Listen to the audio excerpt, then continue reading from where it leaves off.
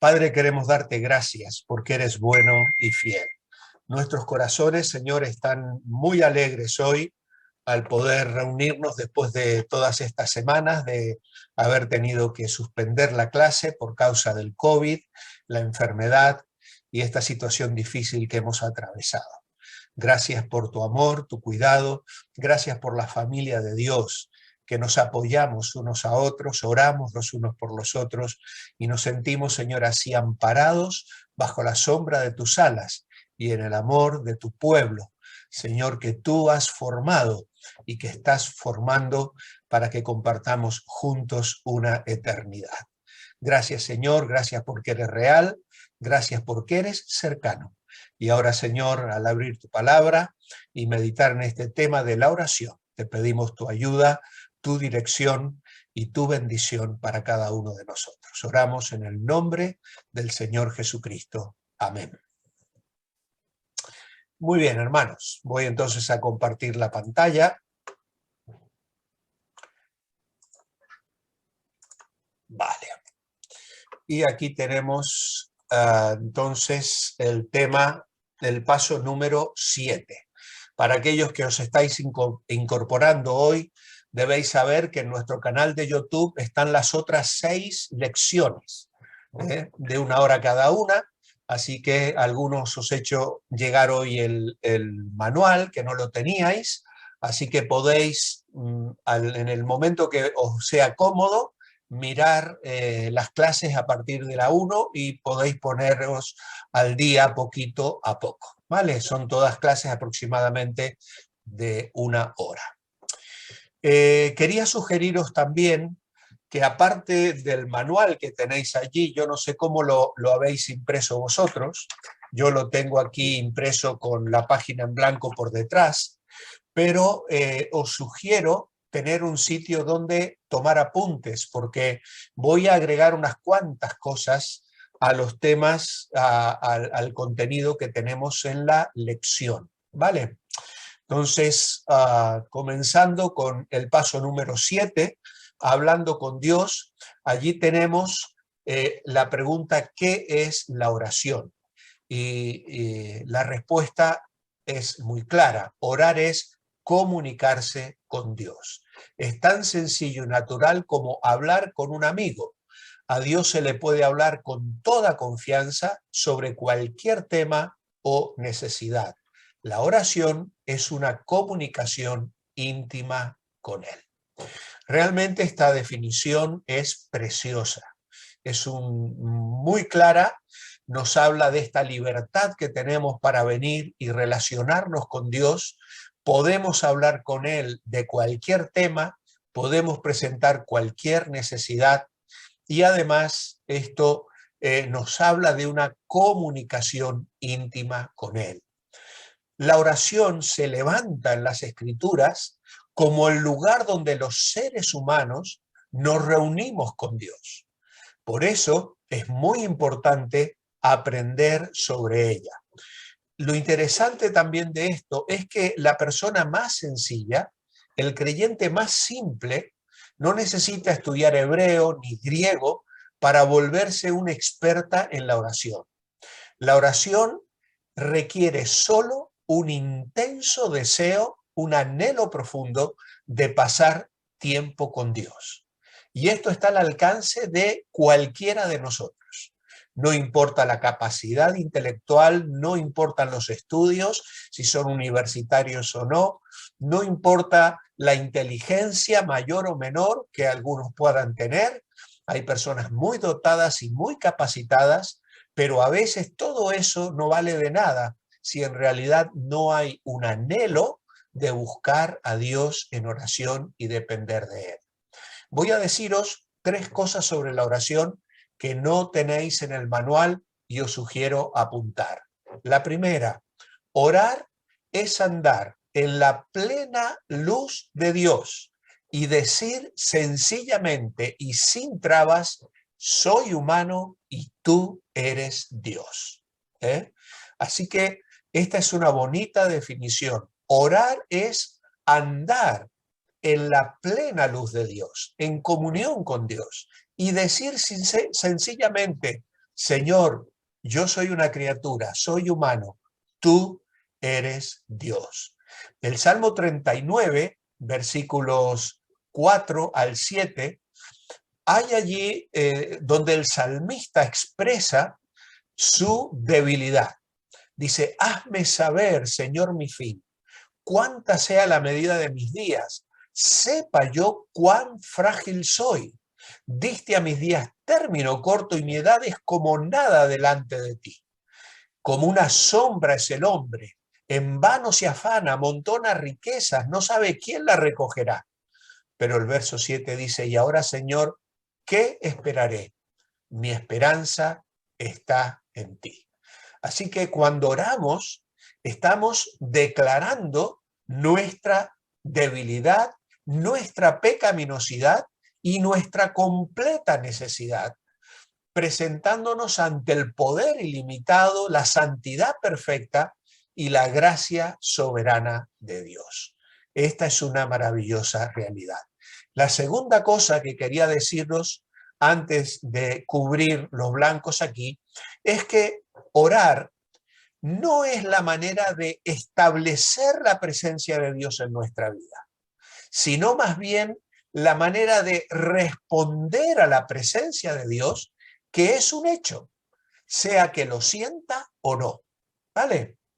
Vuelvo a repetir, orar, no oramos para que Dios esté con nosotros, no oramos para establecer la presencia de Dios en nuestra vida, sino oramos respondiendo a esa realidad de que Dios está con nosotros. Es un hecho, sea que lo sienta o no, porque a veces mis emociones están alteradas y me parece que el Señor no está conmigo, pero eso es un autoengaño.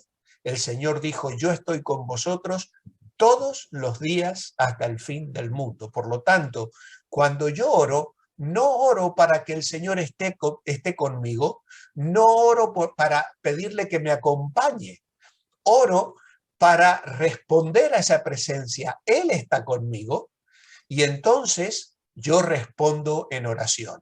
Y entonces le digo, Señor, me presento, aquí estoy porque estás en mi vida, en todo lo que me rodea, y la oración me da la posibilidad de prestar atención, de responder a esa presencia. Y finalmente, la tercera cosa que quería que apuntarais es que orar es un don de Dios, es un regalo de Dios. El contacto con Dios no lo logramos nosotros. No es un don que nos viene de lo alto, diríamos como un meteorito que viene desde el cielo y que debe elevarse desde nosotros hacia Él como un cohete. Yo he estado mirando estos días unas imágenes de este nuevo telescopio que han enviado y que dentro de 6 meses va a estar operativo, y se veía ahí cómo esa nave espacial, ¿no?, salía potenciada hacia el firmamento, ¿no? Bueno, eso ilustra un poco mi respuesta de oración. Antes de que las palabras salgan de mis labios, el Señor ya las conoce. Él sabe todas las cosas, ¿eh? Y entonces yo respondo a ese regalo que Dios me ha hecho. Orar es un don de Dios, no es un logro mío, no es algo que yo consigo, sino es algo que Dios me ofrece. Y como vamos a ver, el Señor nos enseñó sobre esto y hay muchísima información en la palabra de Dios. Él nos invita, y aquí surge la frase que tenemos primeramente en nuestro manual, en Jeremías 33, 1 al 3. ¿Qué nos invita a hacer Dios en Jeremías 33? Clama a mí y yo te responderé y te enseñaré cosas grandes y ocultas que tú no conoces. ¿Qué nos invita entonces a hacer Dios en Jeremías 33? Dios nos invita a clamar a Él, nos invita a clamar a Él. Dios le aseguró a Jeremías que solo tenía que clamar a Dios y que Él le respondería.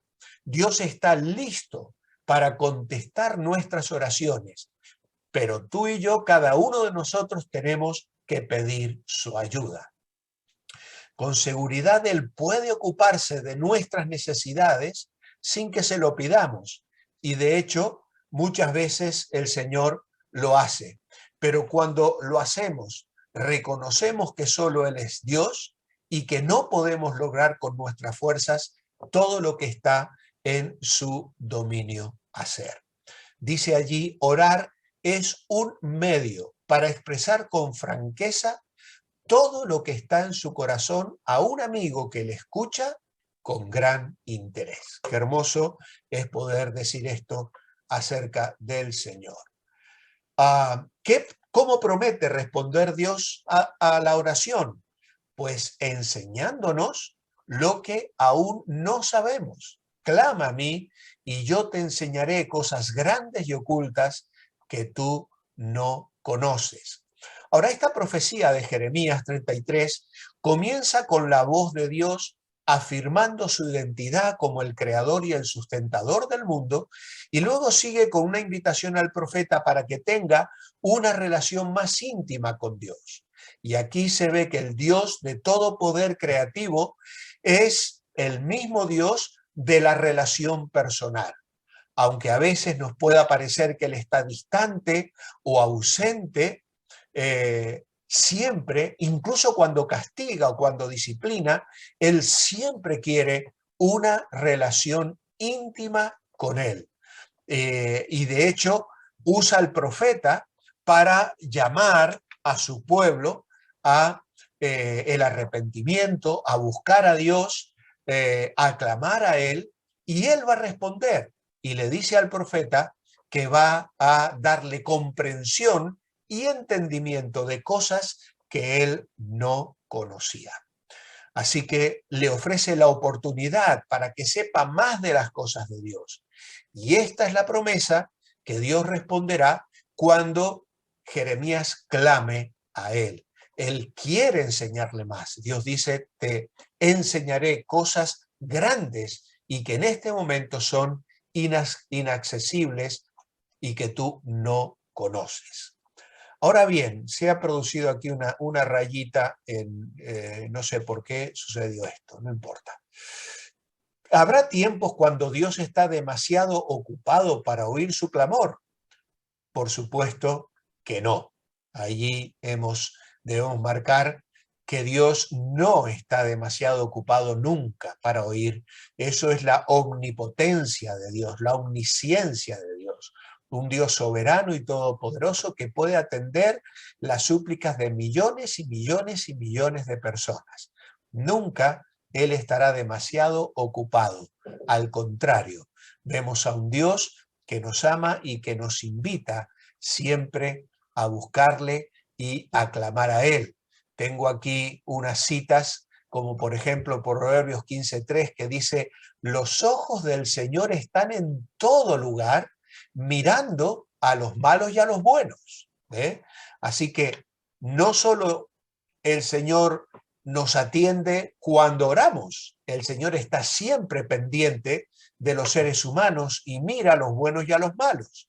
Proverbios 15:8 dice, el sacrificio de los impíos es abominación al Señor, mas la oración de los rectos es su gozo. ¡Qué tremendo! Que Dios se goce cuando nosotros oramos. Y el versículo 29, aquí Proverbios 15 tiene unos versículos preciosos sobre la oración. El 3, el 8 y el 29 dice, el Señor está lejos de los impíos, pero Él oye la oración de los justos. Así que esta es una promesa extraordinaria que nos ayuda a dar respuesta a esta pregunta. ¿Habrá tiempos cuando Dios está demasiado ocupado para oír su clamor? Por supuesto que no. La oración es un medio para protegernos.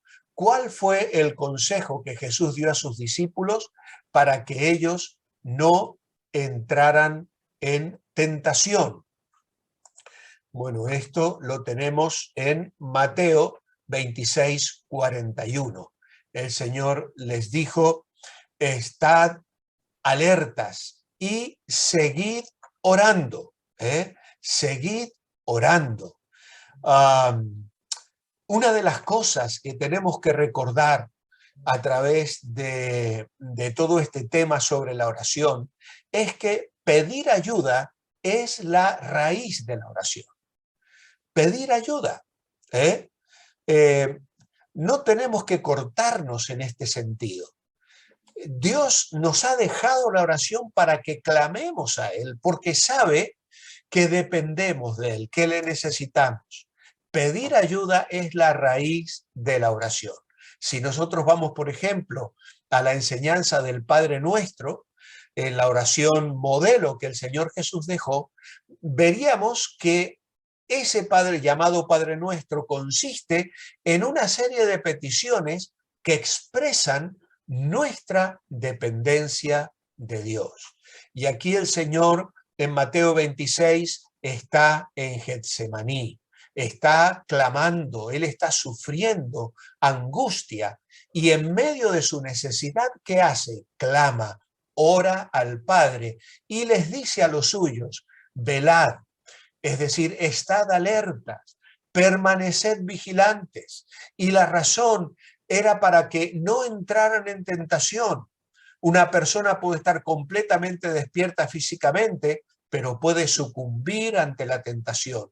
Pero si se mantiene espiritualmente despierta, si con corazón y mente está alerta y vigilante, entonces vencerá la tentación. La tentación para los discípulos era la de ser infieles a Jesús. Ya sabemos que ellos, incluyendo definidamente a Pedro, no permanecieron alerta, no hicieron esa labor ferviente de la oración. ¿Y qué pasó? Pues entonces sucumbieron ante la tentación, huyeron acobardados, abandonando al Señor, de lo cual se sintieron tan mal, especialmente el que sería luego el apóstol Pedro, que lloró amargamente ante la mirada del Señor, a quien él le había prometido que no le habría de abandonar. Pero estos hombres estaban siendo formados, estaban siendo enseñados y parte de ese fracaso el Señor lo usó para luego restaurarle y darle la responsabilidad de pastorear, de cuidar sus corderos, como le habría de decir en Juan 21. Muy bien, ¿qué peligros hay que evitar en la oración? Mateo capítulo 6 y versículo 5 dice, y cuando ores, no seas como los hipócritas, porque ellos aman el orar en pie en las sinagogas y en las esquinas de las calles para ser vistos de los hombres.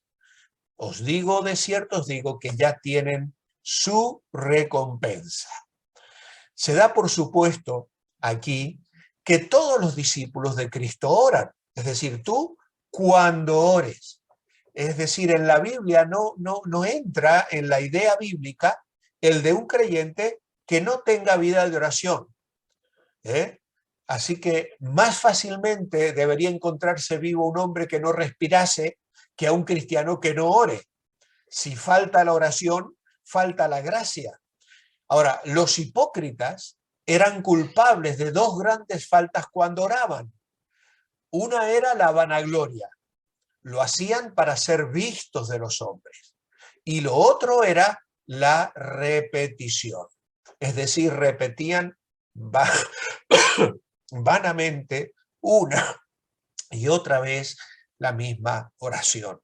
No debemos ser orgullosos ni buscar esa vanagloria en la oración, ni tenemos que pretender o buscar el ser alabados de los hombres cuando oramos. ¿Por qué? Porque eso realmente hacen los hipócritas. Eran ejercicios de devoción, pero lo hacían para recibir el aplauso de los que les observaban. Cuando en realidad oramos, debemos mirar hacia arriba, no hacia el costado, no hacia las personas que están a nuestro alrededor. Oramos mirando al Señor. El ojo del alma de estos hipócritas miraba hacia abajo y buscaba el aplauso de las personas que estaban a su alrededor. Así que el Señor les dice que esto no debe ser así.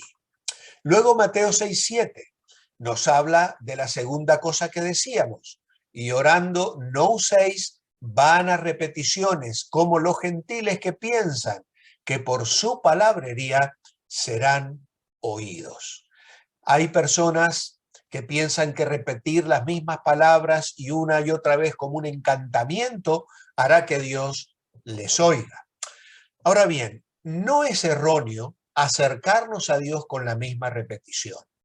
Yo recuerdo hace muchos años, ya al comienzo de mi ministerio pastoral, alguien me dijo, es que yo al Señor las cosas se las pido una sola vez. Yo no le voy a estar al Señor repitiendo y repitiendo y repitiendo. Claro, las vanas repeticiones son cuando lo hacemos o para ser vistos o porque creamos que una oración elaborada y repetida va a convencer a Dios de que nos dé lo que le pedimos. El Señor lo que condena son repeticiones triviales que no se elevaban de corazones sinceros. Nunca se ora demasiado si nuestras oraciones son sinceras, ¿vale? Nunca se ora demasiado si nuestras oraciones son sinceras. Así que eso es lo importante. Lo que el Señor reprueba allí no es simplemente la repetición que a veces muestra un afán o realmente es fruto de la angustia de la persona que ora. El Señor incluso, él mismo repetía. Él condena esas vanas repeticiones, repetición mecánica o lo que algunos llaman oración de rodillo, como alguien que repite el rosario o el Padre Nuestro 20, 30 veces. Eso no tiene en realidad ningún sentido para el Señor. Él no quiere parlotería sin sentido y sin medida. Él quiere que nosotros nos presentemos delante del Señor y clamemos a Él. ¿Cómo debemos orar? Los salmos dan muchas razones para alabar a Dios. Por ejemplo, ¿qué motivos le da el Salmo 106 para alabar a Dios? Bueno, el Salmo 106:1 dice, aleluya, alabad al Señor porque Él es bueno, porque para siempre es su misericordia. El Salmo comienza con una nota muy positiva de alabanzas y aleluya, y el propósito es reconocer públicamente que Dios es misericordioso.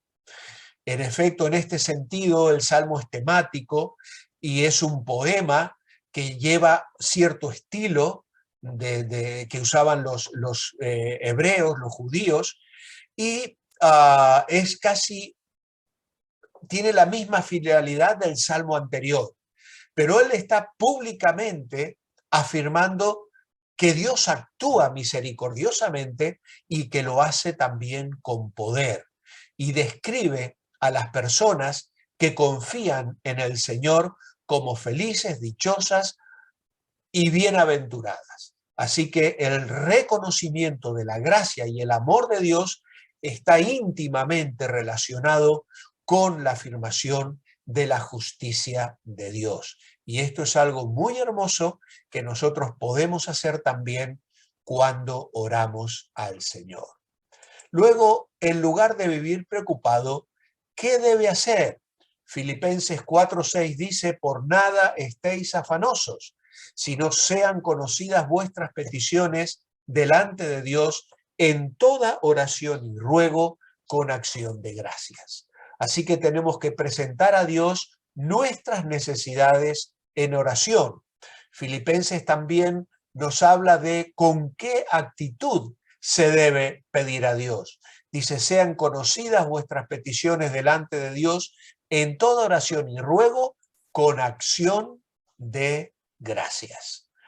Así que aquí tenemos cómo a través de la oración podemos quitarnos la ansiedad, el estar afanosos en nuestra vida. La idea de inquietarse es la idea de estar preocupado ¿eh? Y bueno, en realidad hay otros pasajes de la Biblia donde vemos, por ejemplo, a Timoteo preocupado por el bienestar de los filipenses. Sin embargo, aquí se habla del aspecto negativo de la preocupación. Cuando nos preocupamos excesivamente, cuando estamos llenos de ansiedad, cuando estamos inquietos.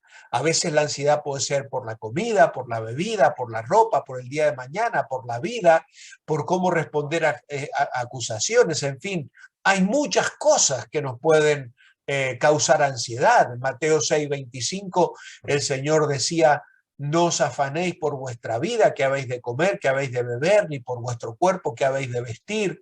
No es la vida más que el alimento y el cuerpo más que el vestido. Mirad las aves del cielo, que no siembran, ni ciegan, ni recogen, y nos exhorta el Señor a buscar primeramente el reino de Dios y su justicia, y dice: no os afanéis por el día de mañana, porque el día de mañana traerá su propio afán, basta cada día su propio mal.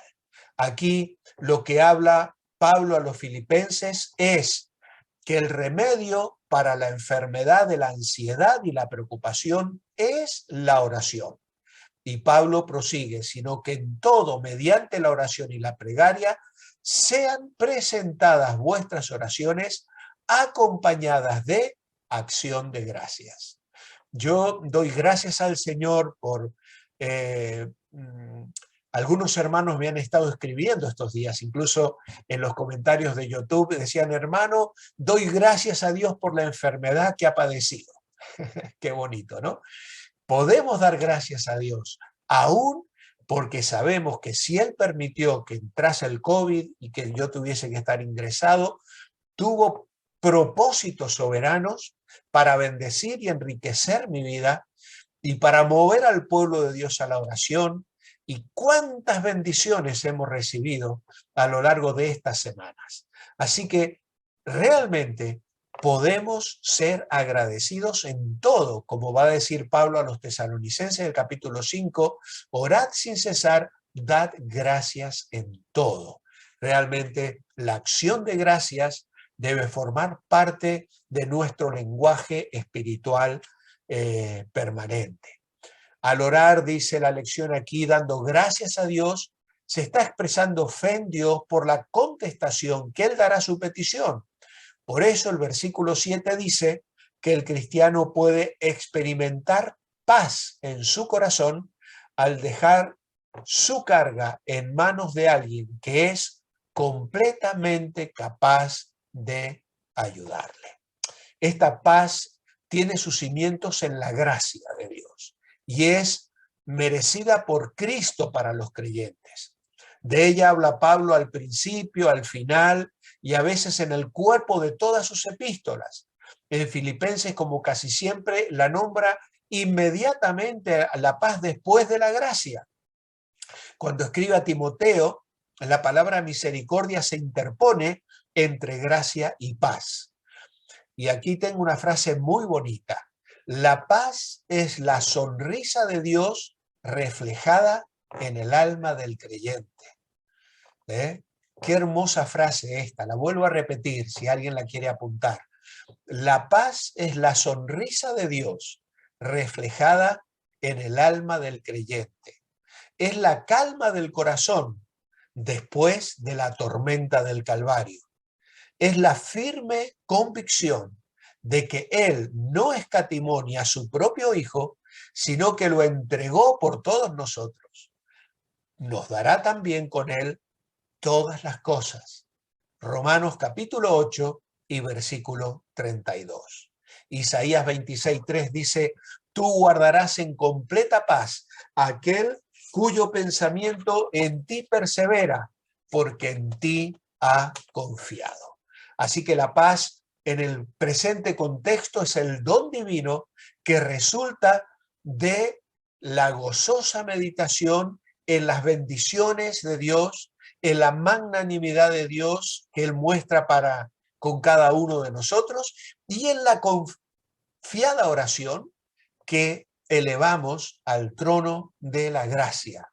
Así que la paz de Dios, que dice Pablo, sobrepasa todo entendimiento. ¿Con qué actitud debemos acercarnos a Dios? Según Hebreos 4:16. Dice allí: acerquémonos pues confiadamente al trono de la gracia para alcanzar misericordia y hallar gracia para el oportuno socorro. Qué bonito. Estas son palabras muy alentadoras. Son muchas las veces a lo largo de la epístola en la que, escribiendo a los hebreos, se anima a los lectores de una manera especial, pero aquí lo hace de una forma muy particular. Él no les está llamando a cambiar su modo de vivir, sino a ir a Dios en oración. Y le dice, hacedlo con confianza. La invitación es acercarnos al trono de la gracia. Es decir, los lectores de la carta ya lo estaban haciendo, pero ellos debían hacerlo ahora con confianza. En el capítulo 10 les dirá, acerquémonos a Dios con un corazón sincero, en plena certidumbre de fe. La idea aquí de acercarse tiene una connotación religiosa porque era lo que hacían los sacerdotes en el templo. Un templo al cual ya no asistían, un templo que pronto iba a dejar de existir porque sería destruido. Recordemos que los hebreos eran judíos que estaban muy acostumbrados a todo lo que acontecía en el templo, los sacerdotes, los sacrificios, y ahora todo eso había cambiado para ellos. Ya no necesitaban un sacerdote. Cada uno de ellos era un sacerdote que podía presentarse delante del Señor. Y la idea de aquí es acerquémonos confiadamente. Mirad, a veces nos acercamos a ciertas personas. Por ejemplo, yo esta mañana bajé a comprar el pan y fui a la panadería, me acerqué allí a la chica que atiende en la tienda. Yo no sé en realidad cómo se llama, no sé dónde vive, no sé quiénes son sus padres, no tengo idea de su vida. La saludé amablemente, le compré el pan, lo pagué, volví a saludar y me fui.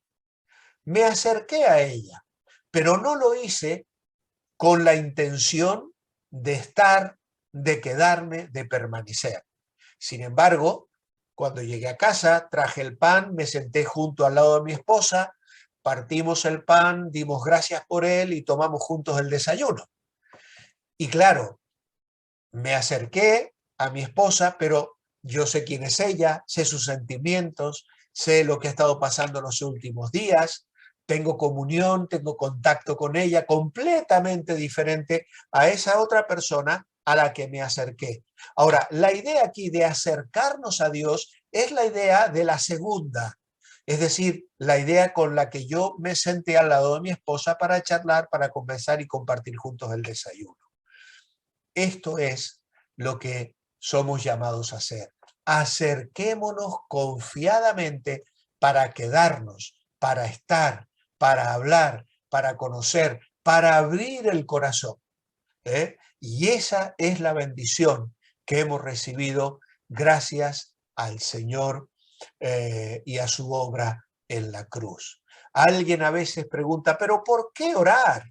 Si Dios ya lo sabe todo de mí, Dios es omnisciente, sabe todo lo que necesito.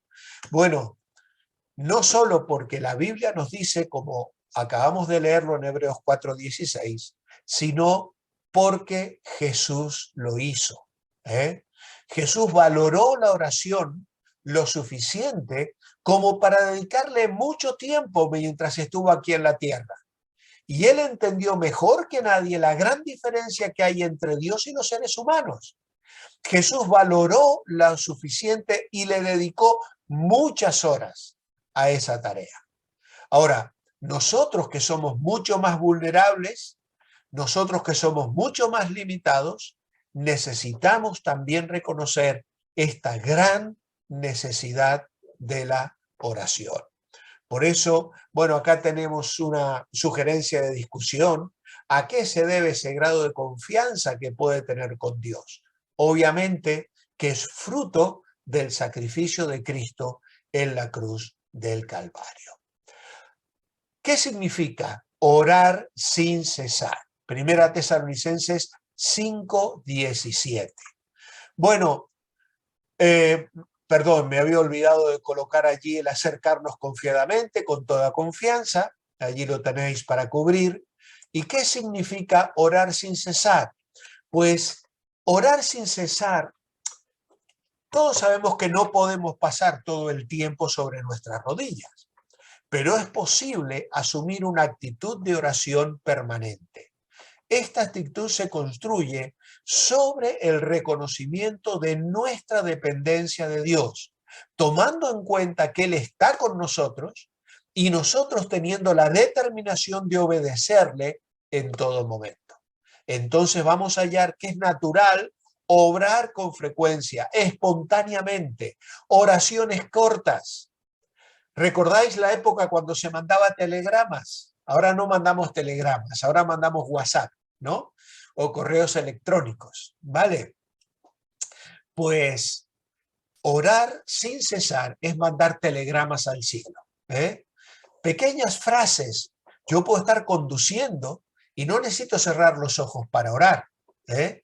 Puedo estar hablando con otra persona y en mi corazón orar y decir, Señor, ayúdame a explicarle a esta persona lo que le tengo que explicar, sea el evangelio, sea cualquier otra cosa. Entonces, cuando en mi corazón hay una disposición a vivir en obediencia, a vivir en santidad, mi oración no necesita un tiempo dedicado exclusivamente a la oración, como el que puedo tener cada mañana cuando vengo a este lugar, a la presencia del Señor, con mi mate, con mi Biblia, a pasar un rato, y estoy con el Señor y hablo con Él y le cuento cosas y le pregunto y leo la Biblia y escucho una alabanza. Hago todas esas cosas en la mañana, pero luego salgo de aquí, tengo que hacer una visita, tengo que ir a la iglesia, tengo que hacer cualquier trámite y tengo en mi mente, en mi corazón, esa actitud orante, una oración continua que debe ser en todo tiempo, en cualquier lugar, en el trabajo, viajando, etcétera, en cualquier momento. Y claro, esto significa depender en todo y para todo del Señor. Qué bonito es poder saber que el Señor está conmigo y yo puedo tener esa actitud de entrega, de dependencia, orando sin cesar. Así lo hacía sin duda alguna el apóstol Pablo, como leemos en todas sus cartas, y él no quiere decir que debemos estar noche y día haciendo oraciones, aunque es bueno hacer vigilias o tomar tiempo de ayunos y dedicar no solo ayunos de comida, a veces en lugar de ver el informativo tomo ese tiempo para orar, en lugar de hacer un deporte tomo ese tiempo para orar. Podemos hacer distintos tipos de ayuno para estar con el Señor, pero esto se trata de una actitud orante, dependiendo en todo y para todo del Señor. Esto alguien lo ilustra con el caso de una madre que tiene un hijo en un país lejano y frío y le está haciendo un abrigo para que pueda abrigarse bien, un jersey. Sin hablar y aún sin pensar directamente en el hijo, cada puntada del ganchillo es como un acto de amor hacia el hijo ausente. Del mismo modo, si nuestra intención en todo lo que hacemos está dirigida a la gloria de Dios, como aconseja el apóstol Pablo, toda nuestra vida será una constante oración. Recordad que Pablo dice en 1 Corintios 10:31, si pues coméis o bebéis o hacéis otra cosa, hacedlo todo para la gloria de Dios. Muy bien, ya vamos acabando nuestra lección de hoy. Nuestra oración debe incluir confesión de nuestros pecados para que no estorben nuestra comunión con Dios. Confesión de nuestros pecados. También nuestra oración debe incluir adoración por lo que Él es. Es importante la confesión, porque la confesión, diríamos, allana el camino, libera mi conciencia, me recuerda que la sangre de Cristo se ha derramado para perdonar mis pecados y yo tengo libertad para entrar delante del Señor. Luego presento mi adoración, reconocimiento de los atributos de Dios, su amor, su cuidado, su grandeza, su misericordia, su poder. Luego vienen las peticiones por necesidades personales y también intercesión por otros. Qué bonito es esto. A veces oramos y tenemos una lista de pedidos como cuando vamos al supermercado. Señor, necesito. Señor, dame, ¿no? Y está bien que le pidamos cosas al Señor, pero nuestra oración debe estar revestida de confesión, de adoración, luego de peticiones, tanto por necesidades personales como por otros. Es tan importante orar por otras personas que muchas veces hasta incluso nos olvidamos de nuestras propias necesidades cuando consideramos las necesidades que tienen los demás. Y finalmente, acción de gracias. ¿Qué ha hecho Dios por nosotros? No seamos mal agradecidos, expresémosle nuestra gratitud al Señor. Así que como vemos, estas 4 cosas son importantes para marcar un tiempo de oración en la presencia del Señor. Ahora tenemos también Juan capítulo 14 y versículo 13, donde el Señor hace una promesa maravillosa. Todo lo que pidieres al Padre en mi nombre lo haré, para que el Padre sea glorificado en el Hijo.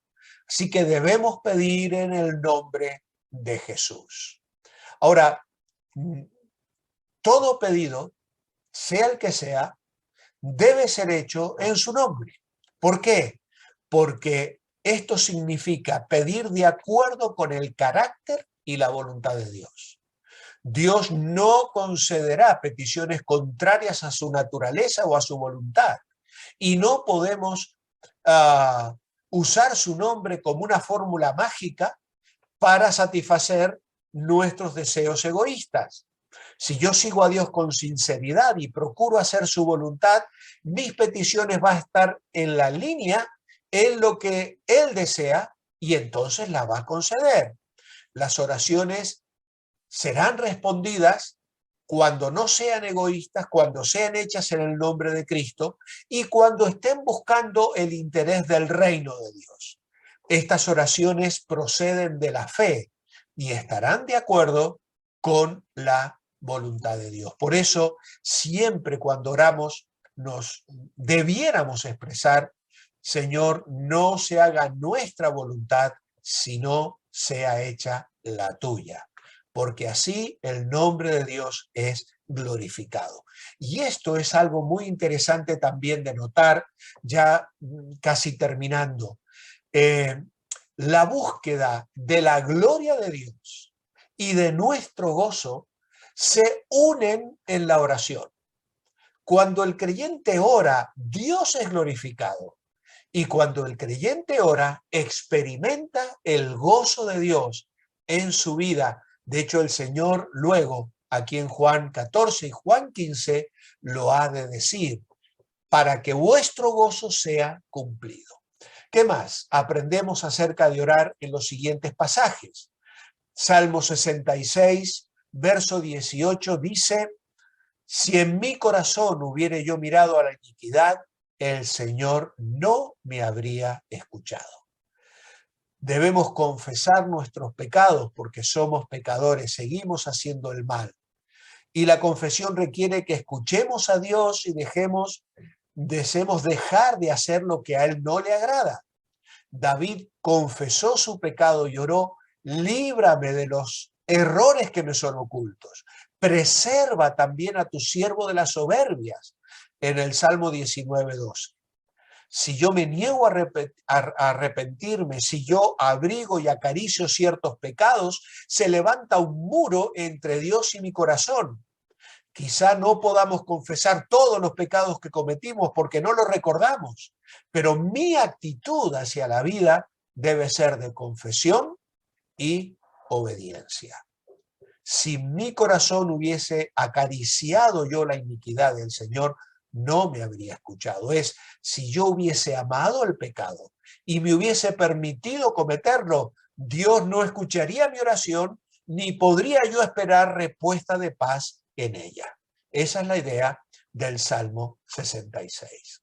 Luego tenemos 1 de Juan 5, 14 y 15. Y esta es la confianza que tenemos en Él, que si pedimos alguna cosa conforme a su voluntad, Él nos oye. Y si sabemos que Él nos oye en cualquiera cosa que pidamos, sabemos que tenemos las cosas que le hayamos hecho.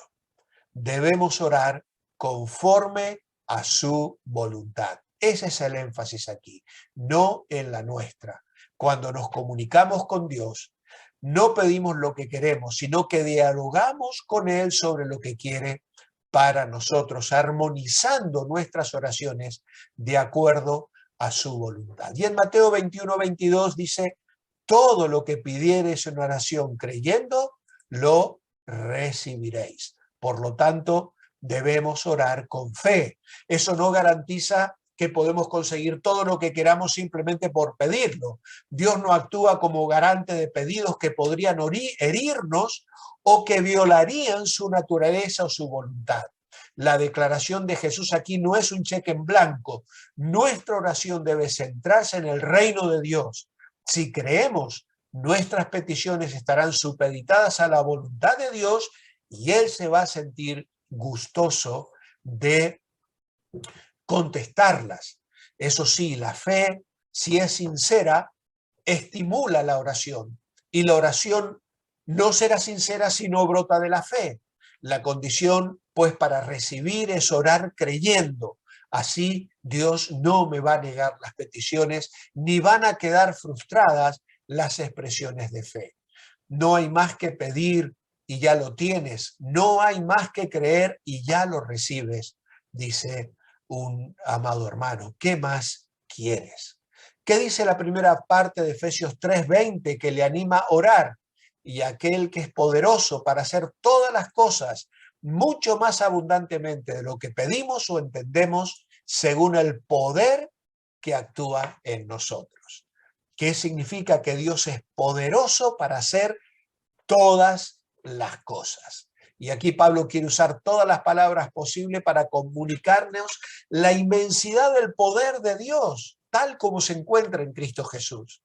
Él ha terminado cada uno de los capítulos anteriores de Efesios con alabanza a Dios por la gran victoria de Cristo. Resucitó de los muertos, ascendió al cielo. Su poder es tan grande que ha reconciliado judíos y gentiles para ser un solo pueblo, un templo para la gloria eterna de Dios. Pero aquí Pablo comparte la emocionante verdad de que este poder está sobre todo a nuestra disposición. El poder de Cristo como el amor de Cristo, que está más allá de toda comprensión y medida humana. Qué maravilloso es que podamos clamar a Dios y saber que esa clase de poder está a nuestra disposición para nuestra andadura en la vida cristiana y para en la lucha obtener la victoria. Este es el Dios maravilloso. Hay una frase, yo he comprado una agenda para este año, que es una agenda que se llama Confianza y que tiene un párrafo de escritores bíblicos y un versículo en cada página. Y en la agenda de hoy, en el día 7 de enero, lleva esta frase: la armadura del cristiano se oxidará, excepto que esté pulida con el aceite de la oración. Y cuando la abrí esta tarde para apuntar algunos detalles de este día, leo la frase y digo, mira qué bonita frase tiene la agenda hoy, justo que me toca hablar a los hermanos y dar la clase sobre la oración. La armadura del cristiano se oxidará, excepto que esté pulida con el aceite de la oración. Y más adelante en esta epístola a los Efesios, del apóstol Pablo va a hablar claramente sobre la armadura del cristiano, y entre ellas mencionará también la oración. Ahora bien, Dios contesta nuestras oraciones, pero ¿cómo? Alguien ha dicho que Dios tiene 3 maneras de contestar. A veces dice sí, algunas veces por nuestro bien dice no, y otras veces dice espere un tiempo. Así que esto es también algo interesante que debemos tener presente en nuestra vida de oración. Para concluir, hermanos, volvemos al cuadrito del comienzo, el falso o el verdadero. Dice, para orar es importante hacerlo en una iglesia y de rodillas.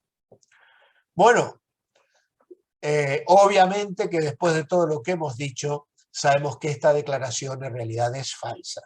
No tenemos que ir a un santuario, no tenemos que ir a una catedral, no tenemos que ir a ningún sitio, porque podemos orar en cualquier lugar, podemos hacerlo de rodillas, podemos hacerlo sentados, podemos hacerlo como sintamos que está bien delante del Señor. ¿Puedo orar con confianza porque Dios me oye y promete contestar? Hombre, claro que sí. Verdadero es esa la promesa que hemos estado viendo con alegría. Y finalmente, ¿es suficiente orar solamente antes de comer y al acostarme? Hombre, claro que no. Lamentablemente, a veces hay creyentes que ni siquiera oran para dar gracias por la comida o ni siquiera ora antes de acabar el día. Qué bueno es cuando tenemos esta costumbre de invocar siempre el nombre del Señor en nuestra vida. Charles Spurgeon decía, debemos orar cuando tenemos el deseo de orar, porque sería pecado desperdiciar tan buena oportunidad.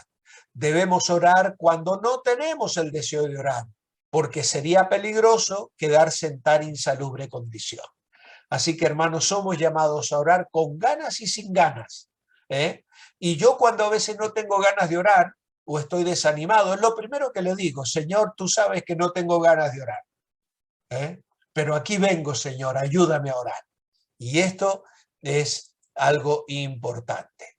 Allí tenéis para hacer la memorización de los libros del Antiguo Testamento, luego el orar por personas, una lista o peticiones de oración que les recuerda por quienes debe orar, familiares, amigos, hermanos en la fe, etcétera. Y luego también la memorización, por nada estáis afanosos, si no sean conocidas vuestras peticiones delante de Dios, con toda oración y ruego, con acción de gracias. Filipenses 4, 6 al 7. Muy bien, hermanos, voy a quitar entonces ya compartir la pantalla. Y también voy a dejar que vosotros podáis abrir vuestros micrófonos si queréis hacer algún comentario o alguna pregunta, y voy a también parar la grabación. Así que agradezco a todos la presencia, la atención, y espero que el tema os haya sido de mucha bendición. Vamos a parar.